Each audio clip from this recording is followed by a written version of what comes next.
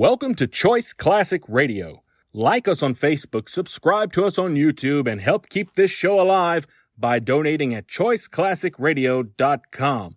For more of your favorite old-time radio shows, join us on our companion podcast, Choice Classic Radio, Mystery, Suspense, Dramas, and Horrors, where we bring to you the most mysterious tales that the golden age of radio had to offer.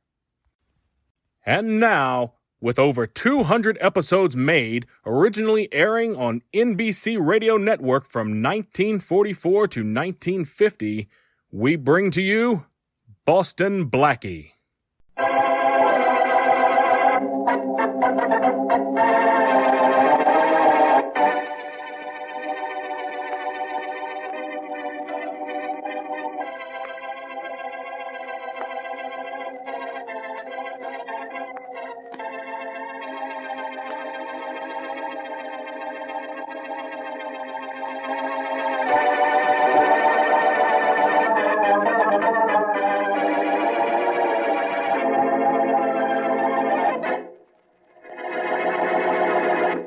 The movie was so bad, Mary. Oh, it's not your fault, Blackie. And besides, I think we walked out early because you weren't in the mood for a movie. Wait, I'll open the door for you. It's funny, it's locked. Funny, that's amazing. I didn't think the door to your apartment was ever locked. No, I guess I locked it by accident when we went out. Well, I'm glad to see you used keys to open the door. Turning honest, huh? Oh, I jimmy my own every now and then, just to keep in practice. You don't need it. Well, I'll tell you what I do need, something to do. We walked out on that movie so soon, we still have an evening to kill. Well, I know the first thing you can do. You can turn on the lights. It's dark in here. How's that? Oh, Blackie, you're wonderful. Yeah, that's what I keep telling myself. That's where I must have heard it. Darling, the dining room doors are closed. Why? None of your business. But they're never closed. They're closed now. What are you hiding? Nothing. You stay out of there, and I mean out. Oh, now you have me curious. You go in the dining room, and what you just said will be famous last words. I'll get the cards out of the den. Don't hurry. Now, you behave yourself. Yes, Daddy. Now, just what is he hiding in there? I'm going to see. I wonder... Blackie! Mary, I told you not to look in the dining room. No wonder you didn't want me to look. You're hiding a dead man in there.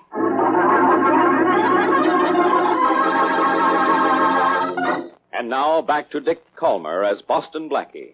Enemy to those who make him an enemy. Friend to those who have no friend.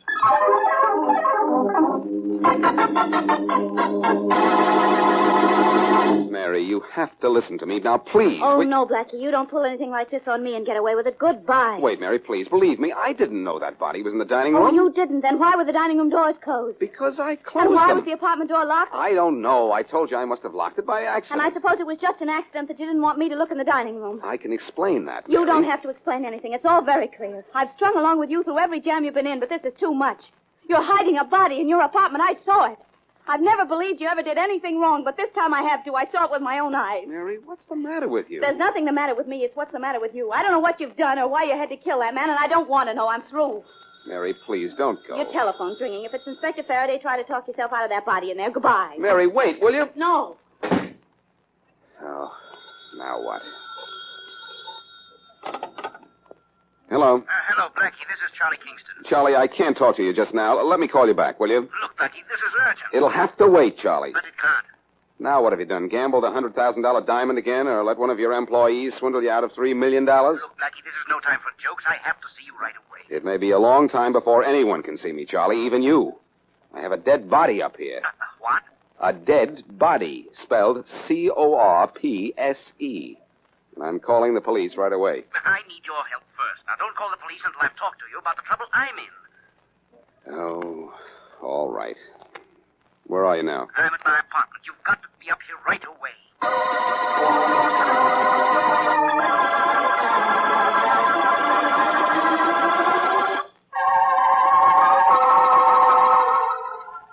Now, let's get this straight, Miss Smith. Your house was robbed by two men at what time tonight? About 8:30, Inspector Faraday. You were in your living room. You heard a noise upstairs, went up to investigate, and saw two men stepping out of your bedroom window onto the porch roof. But you didn't get a look at their faces, huh? No, I'm sorry I didn't, Inspector. So then you got your pistol out of the closet and got to the window in time to fire one shot at them, huh? Yes. By the time I got to the window with my gun, the men were running across the lawn, but I'm sure I hit one of them. He fell just after I fired, and the other one helped him up. Is this the gun you used, Miss Smith? Yes, it is, Inspector. I have a permit for it. Well, I'll have to keep this a while. Just routine. That's perfectly all right. Now, this paper here contains a list of everything the two men stole. As near as I could make out with a quick inventory. Yeah. Really, the only thing of value is a pearl necklace with a ruby clasp. I see. I'd certainly like to have that back. It cost $5,000. You'll get it back, Miss Smith, as soon as we get one or both of the men who robbed your house. And the way I work, say how long can that be? I don't know, Inspector. Do you?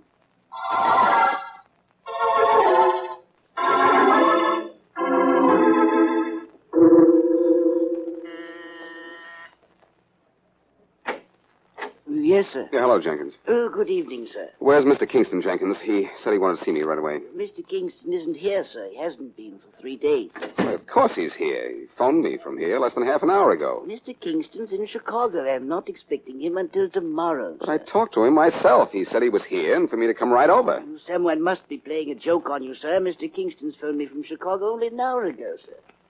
Well, somebody's crazy. Are you sure it was Mr. Kingston on the phone, sir? Yes, Jenkins, I'm sure of it.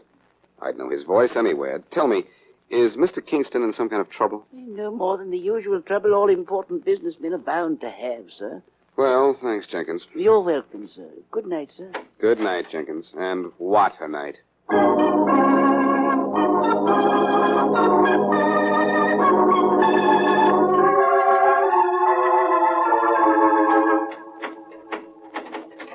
What's the matter with me? Did I lock my apartment door again? Now the phone.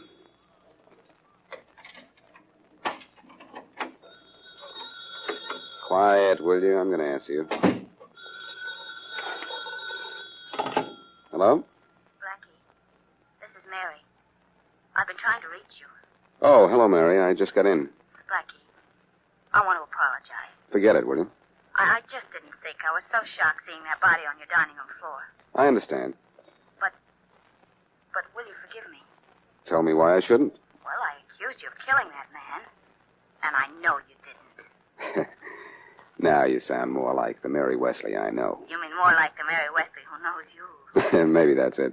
Oh, darling. Are the police on their way up? No, not yet. I haven't called them. Oh, Blackie, but you have to. Oh, I'm going to in just a minute. I had to go out. I had a call from Charlie Kingston to come over to his house right away. Oh, how is Charlie? I don't know. He wasn't there, and he hasn't been there for 3 days. I thought you said he called you from his house. Well, that's the weird part of it. That's what he told me exactly. Were you sure it was Charlie? Yes, I'm sure of it, but Jenkins, his butler, says Charlie's in Chicago. Funny. Yes, but not funny, ha-ha. Yeah, I know how you feel. That body in your dining room is funny, too, but not funny, ha-ha. Just think what a big laugh it'll be if Faraday comes in and finds that body here before I get around to telling him. I wish you told me about it before I looked in the dining room. Believe me, Mary, I really didn't know it was there. Well, then why did you tell me not to look in the dining room? I had a reason. I'm sure you did, darling, but I'd like to know what it is. Well, I'll tell you. Wait, Mary. There's the doorbell. I'll call you back. All right. Bye. Bye. Come in. Hello, Blackie. Why, hello, Faraday, old pal. Oh, what do you say we go downstairs and have a nice hot cup of coffee? I just had a nice hot cup of coffee. Well, then join me while I have one. All right, Blackie. What's up here you don't want me to see? Me? Very funny, Blackie. But I'm not in the mood for jokes tonight. There's a guy going around town with a bullet wound in his chest and a $5,000 pearl necklace in his pocket. The pearls have a ruby clasp. You don't say. I do say. But why say it's me? Because it was a two-man job. They got away with the jewelry, but not before one of the men got a bullet through him. Who shot him? The gal they robbed, Jacqueline Smith. I still say, why tell all this to me? Well, maybe you didn't listen to me. I said it was a two-man job. One man was shot. That could have been your pal Shorty.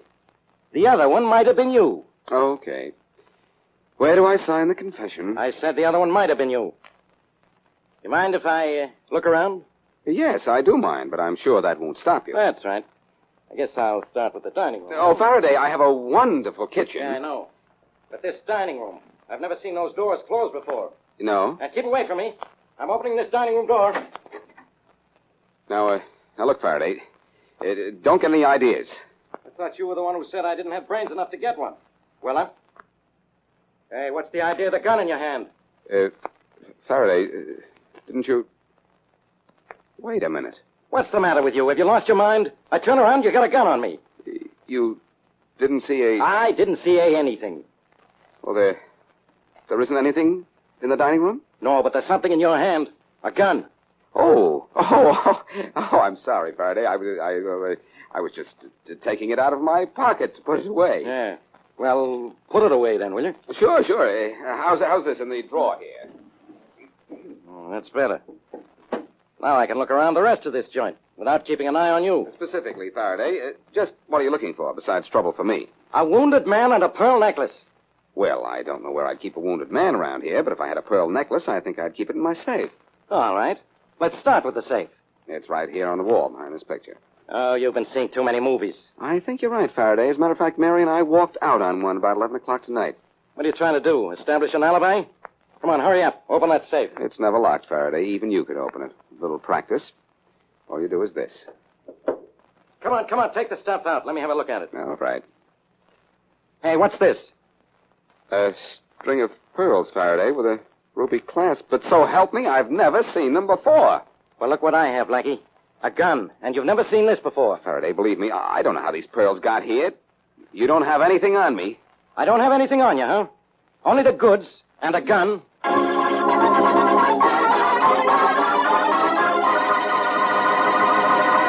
And now back to Boston Blackie.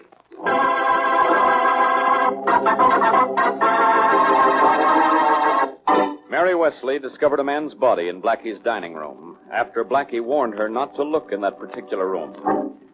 Mary leaves in a huff, and Blackie gets an urgent call from his friend Charlie Kingston to come to his house at once. Blackie goes to his house, only to learn that Kingston has not been in town for 3 days. Back in his apartment, Blackie is forced to let Inspector Faraday search the place. Much to Blackie's relief, the dead body is missing, but Blackie is in a jam when Faraday finds stolen pearls in Blackie's safe. As we return to our story, Faraday is getting ready to take Blackie to headquarters.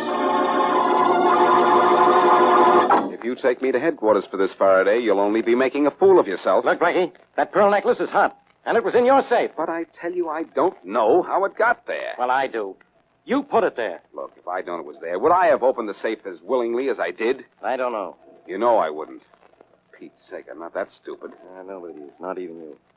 Now put that gun away, will you? No. And now that you mention guns, you pulled a gun on me when I went to look in the dining room. Why? You'll never believe it, Faraday. I never do anyhow. Why did you yank out your gun when I looked in the dining room? Because I thought there was a dead body on the floor in there. A dead body. You expect me to believe that? No. I told you you wouldn't. If there was a body in there, why isn't it there now? I don't know. Well, do you know how it got there? No. I suppose it walked in there, laid down and died, then decided it didn't like the place, and so got up and walked away. Faraday, along with all the other things that have happened tonight, that wouldn't surprise me at all. A body in your dining room. Ha! Look, if you have to lie to me, Blackie, why don't you tell me something I can believe? Anyhow, I belong at headquarters, and that's where I'm going. And you're not taking me with you. This is really an unusual night. No, I'm not taking you with me. But I am taking these pearls. What are you going to do with them, Inspector? Give them back to the oysters? No, but if Jacqueline Smith identifies them, I'm going to shut you up like a clam.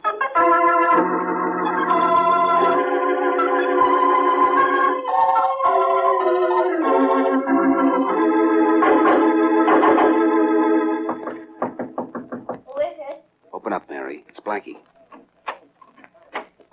I know, Blackie. Don't tell me. Inspector Faraday's chasing you again. I won't tell you, Mary, because he isn't exactly. Do you mean you haven't called the police about that body yet? I didn't have to, Mary. Faraday came up to see me of his own accord. Oh, I can just imagine what happened when he found the body. Then you have a wonderful imagination. He didn't find it. What? It disappeared as mysteriously as it appeared. Oh, Blackie, you're joking. I wish I were. And I also wish I knew how a string of stolen pearls got in the safe in my apartment. Stolen pearls? Stolen at about 8:30 tonight from the home of Jacqueline Smith by two men. Smith shot one of the men, but they both got away. Well, Blackie, I have it. That body in your apartment is the man who was shot by the Smith girl. He came to your apartment wounded, put the pearls in your safe, and then died. That's what I've been figuring, too, except that it doesn't make sense. I didn't know the dead man. Well, at least that shows I was thinking. Yeah, I've got to do more than think. I've got to make... Hold it a minute, darling. Hello? Hello, Mary. Yes? Mary, this is Charlie Kingston. Oh, Charlie, where are you? If that's Kingston's, I want to talk to him. I'm at home, Mary. Is Blackie there? Yes, just a minute. Blackie wants to talk to you. He wants to talk to me. I want to talk to him. Here. Hello, Charlie. Where are you? In Chicago? No, I'm at home. I've been calling you all over town. Look, what's going on? You called me earlier tonight and told me to meet you at your house. Yes, I know, and Jenkins told you I was in Chicago. Well, what's the idea? I told him to tell everybody that. Now, look, Blackie, I want to see you right away. Well, that's what you said once before. I know, and I want you to meet me here at my house. You said that before, too, and you weren't at home. Look, I can't explain over the telephone, but I'll be waiting for you this time. You'd better be. Hurry, will you, Blackie? Bring Mary and put plenty of gas in your car. I'm going somewhere, and you've got to drive me. That's a switch. All night long, things have been driving me crazy.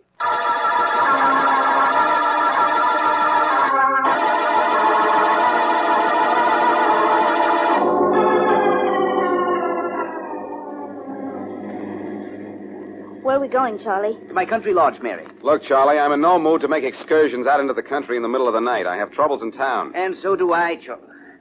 Well, look, you haven't done anything but tell me where to drive and sit there and watch for police cars. Either tell me what's worrying you or let me worry about my own problems. When I tell you what's been worrying me, your troubles will be over. When we get to my lodge, you'll find the body you saw in your apartment. What? Charlie, what have you been up to? My neck, trying to help someone. Now listen. Oh. The dead man's name is John Sully. He used to be my chauffeur in Chicago. He called me yesterday and said he was in town and was going to see his wife for the first time in 10 years. Is that important? I'm just telling you everything from the beginning. Turn at the next crossroad, will you? I know the way to your lodge. Go on with your story, Charlie. Well, the next I heard from Sully was last night. He phoned and said he was in trouble and had a string of pearls he had to get rid of. He begged me not to call the police, and so I told him to come up to my house. This is making a lot of sense. His body ended up in my apartment. He said he was hurt and couldn't make it to my house. He was near your place when he phoned, so I sent him to your apartment. I knew your door was always unlocked, and I knew you were out with Mary. Oh, I see what happened now, Charlie. Sully went to Blackie's apartment, locked the door, and then died. Blackie and I walked out of the movies early and found him before you did. And then you telephoned, got Blackie out of the apartment, went to Blackie's yourself, and took that body out. That's exactly what I did, Mary. In fact, I was in your building, Blackie, when I phoned you. I saw the lights on in your apartment and phoned to see if you'd discovered Sully. No, I found him all right. His body. Well, that's why I called you away from your apartment. I didn't want you in trouble for something I'd done. So after you left, I went upstairs, took the pearls from Sully and hid them in your safe, and then brought his body out here to my lodge. Speaking of your lodge, Charlie, here it is. I put his body just inside the door. Come on. Hey, wait for me. Oh, I'm sorry, Mary. Here, give me your hand. Thanks. Here's the key to the door, Blackie. Open it, will you? Thanks.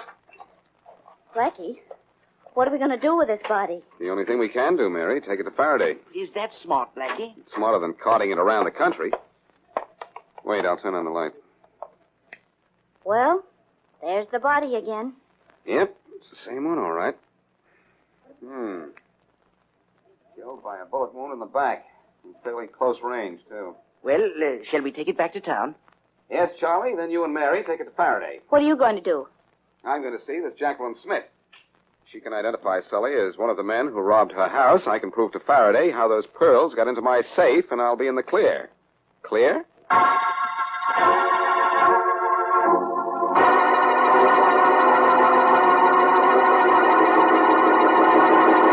I know it's rather late, Miss Smith, but I'm Boston Blackie, and I have a few... I know.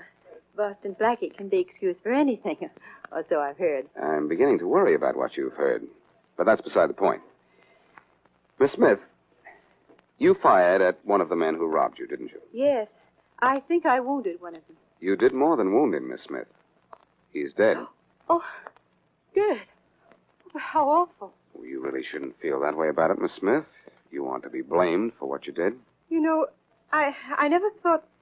Well, I just can't bear the thought that I killed someone. Maybe you'd better sit down. Yes, I think I'd better. The man's body is at the police morgue, or will be very soon. I'm afraid you'll be asked to come and identify it if you can. Do I have to? It's routine in cases like this, Miss Smith. But there'll be pictures in the paper, won't there? And a story? There might be, yes. But there can't be. I'm being married next week to Roger Vincent. His family's so stuffy they'll never understand if I'm in the paper for killing someone. Don't worry about it. Your name is Smith, and there are so many Smiths in this town, the Vincent family will never notice it.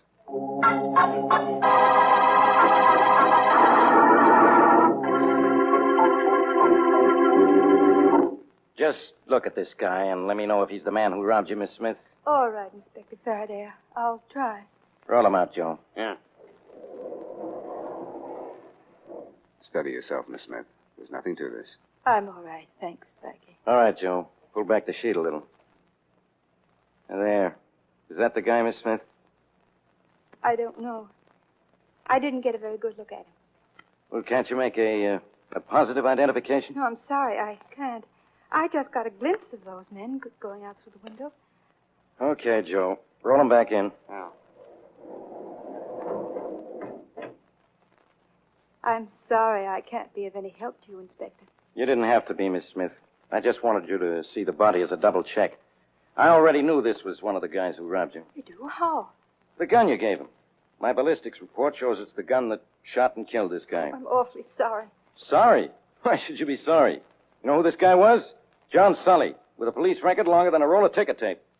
Thanks to your marksmanship, I have just one less crook to worry about. Faraday, I'm ashamed of you. I never thought you, an alleged officer of the law, would compliment a murderess. A what? I certainly hope you're trying to be funny. Maybe you think murder is funny, Miss Smith, but I don't. You didn't just kill John Sully, you murdered him.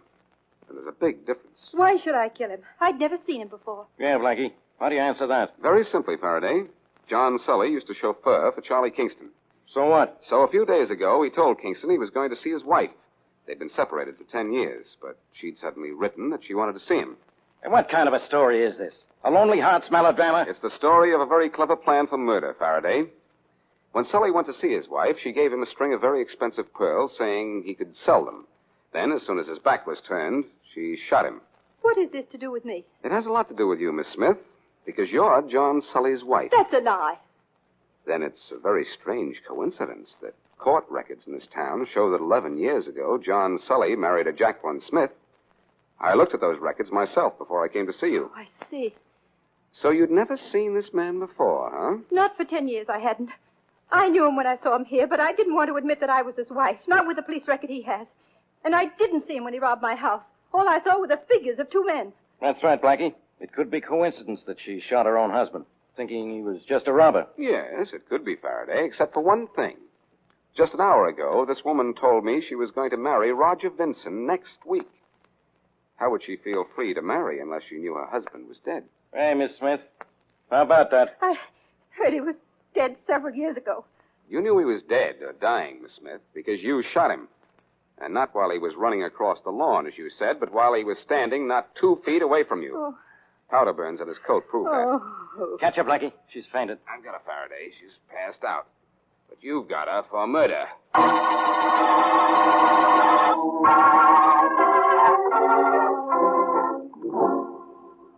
Satisfied now, Mary? Of course I am, Blackie. As soon as I got home, I phoned you and apologized, didn't I? So you know I'm not the killer? I'm not sure about that. Hey, what do you mean by that, Crack? Well, on occasions you kill me. Oh, Mary, that's terrible. Oh, I know it is. I'm sorry. I'm sorry I was so curious about what you were hiding in the dining room, too. Oh, let's not go into that again. Now, wait a minute. There's just one little point you haven't explained yet. Uh-oh. I have you, don't I? Just why didn't you want me to look in that dining room? Must I tell you tonight? Tonight. Can't it wait until tomorrow? Why can you tell me tomorrow, not tonight? Because, my curious little friend, tomorrow is your birthday. Oh. And if you hadn't been so shocked by that body on the dining room floor, you'd have seen that my dining room table is covered with birthday presents for you. Oh, Blackie. So, happy birthday, Mary. Oh, And many happy returns of the day. But let's hope we never have another night like this.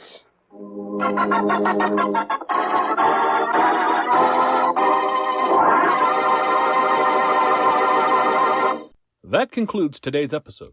We'd like to thank you and remind you to donate at choiceclassicradio.com. Remember, your donations make episodes like this possible.